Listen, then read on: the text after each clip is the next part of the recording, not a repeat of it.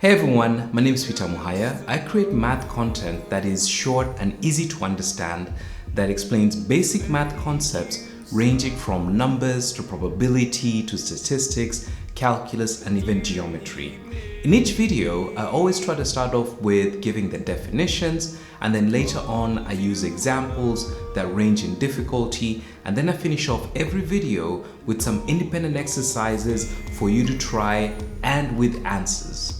If this is content that you find interesting, then please make sure that you subscribe to the channel, like this video, and also share this video with a student that could benefit from this content. In this video, I'm going to share with you how to rationalize radicals. I'm going to walk you step by step how we rationalize radicals that are simple and some that are a little bit more challenging. Now, if this topic is too challenging for you and you don't know what the basics of simplifying a radical involve, then click on the link up here and watch my first video where I go through the basics of what a radical is. And let's get started. All right, so in this second part of dealing with surds, radicals, and roots, we're going to look at something called rationalization. And its definition is it's the process of removing a radical, a surd, or a root from the denominator of a fraction. The method that we're going to use is going to depend on whether the term, that radical, is in form of a monomial or it's part of a binomial. So here are the two forms of those terms, the radicals, how they're going to present themselves as fractions. So if it's a monomial, in the denominator, you'll see that it's going to have the radical, maybe might have a coefficient. So since it's only one term, there's a method that we're going to use for that situation. Now, if it's a binomial, you're going to see two terms. They're going to be separated by a minus sign or an addition sign. So I'm going to show you in this video what we do in when we have a monomial term in the denominator, when there's a binomial term in the denominator. So in this part of the math problem, we've got three examples. They're all monomials. And in the first one, we have 1 over square root of 11. So if we want to rationalize it, we're going to multiply by square root of 11 over square root of 11. So we multiply by the same root because if you look at that fraction, it's just a 1. We're not changing the math problem. So in the numerator, we're going to be multiplying 1 times square root of 11. And in the denominator, we're multiplying square root of 11 times square root of 11. So when you multiply 1 times square root of 11, you get square root of 11 over square root of 11 times 11 is going to be 121. So if you look at the denominator, square root of 121, that can be simplified.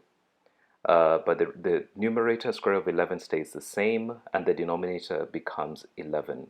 So that fraction cannot be simplified any further. So it has to stay as square root of 11 over 11. So in the second example, we have 2 over square root of 8. So we're going to multiply by the same denominator, square root of 8 over square root of 8. And that fraction is just a 1. So when you multiply the numerators, you get 2 times square root of 8. And in the denominator, 8 times 8 is 64. So the square root of 64 is just an 8 in the denominator. Now, when you look at the numerator, that radical, square root of 8, can be simplified. So we're going to rewrite square root of 8 as a product of prime numbers. So it's 2 times 2 times 2 over square root of 8. So inside the square root, we notice that there is a product 2 times 2. That's a square. So we can simplify that square. So we'll get 4, because when you get the square root of 4 is just a 2. 2 times 2 is 4. And on the inside, the square root of 2 remains, and in the denominator we have just an 8. Now on the outside you have 4 and 8. Those two numbers can be simplified, so 4 can simplify with 2 times, and our final answer is square root of 2 over 2. In the final math problem, we have square root of 5 over 45. So we're going to multiply by 45 in the numerator and 45 in the denominator. And in the numerator get square root of 225, and in the denominator we have 45. So the square root of 225 is just 25, and in the denominator we have 45. And when you simplify that fraction, you end up with 5. 25 divided by 5 is 5, 45 divided by 5 is 9. All right, let's look at rationalization involving binomial terms. So if you look at all the three examples that I have here, all the terms are separated. The terms in the denominator are separated by a minus sign or a plus sign. So the process that we're going to use in this case is going to be slightly different, but it's going to have the identity. Now, the thing that makes it different is going to be this sign here in the middle. So in this first example, I'm going to multiply the numerator by 3 plus square root of 5 and the denominator 3 plus square root of 5. So now the question is, why am I putting a plus sign and not a minus sign?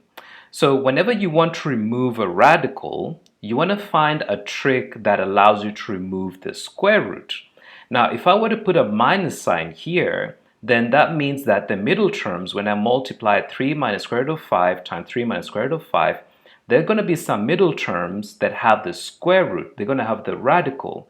And those middle terms are not going to go away, so we do not rationalize the fraction. But if you want to rationalize it, if you want to remove that radical from the denominator, you multiply it by something called the conjugate. So the conjugate is simply if the radical here has a minus sign in its term, then here you just multiply by a positive sign. The positive sign will remove the middle terms and you end up with only the first term squared and the second term squared. So here we're going to have 1 times 3 is equals to 3 plus square root of 5. And in the denominator, if you square 3, you're going to get 9. And if you square square root of 5, you get 5. And in the middle here, it's a minus sign. So like I mentioned before, when you have one term is a minus, the other term is a plus, the middle terms disappear, and you'll notice that the sign that's going to be in the middle is going to be a minus sign. So the denominator 9 minus 5 simplifies to just a positive 4. So this fraction here cannot be simplified. The square root of 5 cannot be simplified. This is the simplest form of this fraction here. This is the rationalized form. So in the second example, if you look at the numerator, now it's a number 2. That means we'll have to do a bit of calculations in the numerator. In the denominator, it's a plus sign. That means our identity is going to be 4 minus square root of 3, 4 minus square root of 3. So when you multiply 2 times the binomial up here, we need to multiply 2 times 4, you get 8. And then 2 times square root of 3 is 2 square root of 3 divided by. So the two terms here, I'm multiplying this term times its conjugate. That means I need to square 4, and that is 16. And then when I square the radical 3, I'll get negative 3. So the numerator cannot be simplified. It stays the same, 8 minus 2 square root of 3, but the denominator simplifies to 13. The radical up here, square root of 3, cannot be simplified. It's irrational, so this fraction here is in the simplest form. The final example, I decided to use variables just to make this example interesting. We'll go through the same process. We need an identity. So this identity is going to involve the conjugate. So the conjugate is square root of x plus square root of y divided by square root of x plus square root of y. And in the numerator, when you multiply that term, that binomial times 1, you get the same binomial. And in the denominator, if you square a radical, you just end up with the radicand, which is x. And if you square the square root of y, you just get y, and you put a minus sign between them. So in this fraction here, square root of x and square root of y cannot be simplified. So x minus y cannot be simplified. So this fraction here is in the simplest form. Alright, so after doing a couple of those examples, here's some exercises that you can try on your own. They're pretty simple. Simplify the following radicals using the methods that I showed you in this video. Good luck!